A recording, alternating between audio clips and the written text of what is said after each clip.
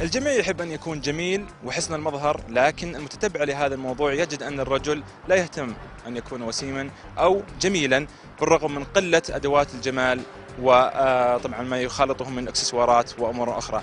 أما المرأة تجدها دائما تعتقد أن هناك شيء ينقصها ليكتمل جمالها رغم كثرة أدوات التجميل والمكياج وما إلى هنالك. هذه الأمور اللي ما يختلف عليها اثنين. خلونا أعزائي المشاهدين نشوف آراء الشارع حول هذا الموضوع.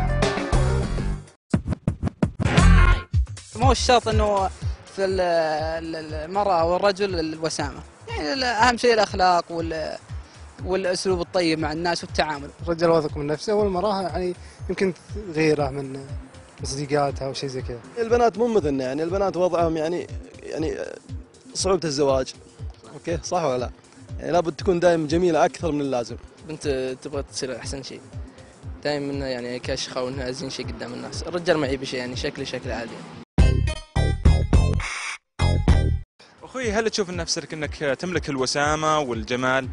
والله هذا شيء أكيد، كل واحد بيحط نفسه زين، بس أنا أعتقد إني وسيم. تعتقد؟ طيب وش الشيء اللي ينقصك عشان ما تصير تعتقد، تصير متأكد؟ والله ما في شيء ينقصني، بس هذا اعتقادي أنا، ويحكم علي شخص آخر إني وسيم أو لا. والله أكيد إني أشوف نفسي وسيم. هذا صاحبك تشوف إنه وسيم؟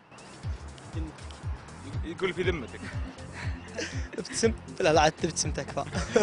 طيب هل تشوف انه ابتسامتك مثل ما قال الرجال يمكن هي سر جمالك مثلا؟ لا، بعضهم حتى الجمال مو بلازم في الابتسامه ولا الوجه، الجمال في الاخلاق وفي الروح، ولا بعد اما الجمال في الوجه وذي ما هو بمضرب المثل يعني. لو ما اشوف شكلي وسيم ما اتوقع اني طلعت يعني يعني اللي مو بزين ما يطلع؟ لا، اللي مو واثق من نفسه زين، يعني في ناس ممكن يكون قبيح بس اني انا اشوف نفسي زين، يعني عشان كذا طلعت يعني. الحمد لله اكيد جميل يعني، بس لا تقول ما شاء الله، لا تحسني يعني. لا اله الا الله ما شاء الله، ما راح اقول حاجه. هل تشوف نفسك انك انت جميل او وسيم؟ لا، انا بالنسبه لي ايوه اشوف نفسي وسيم ولا لا؟ وسيم احلى واحد عيال ابوي. الناس يشوفونك وسيم؟ والله اكثرهم يقولون كذا. انت لا شفت نفسك بالمرايه تشوف نفسك وسيم؟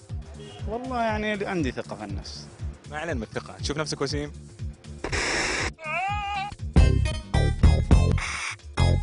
انت وش تشوف لما تشوف نفسك بالمرايه وش تقول؟ أقول إني أجمل رجل في العالم، أجمل رجل في العالم. والله اشوف نفسي جميل. وش ينقصك عشان تكتمل مرحله الوسامه؟ الخشم. 2. جسر على السنون. 3. بس. محمود الفايز، صباح السعودية.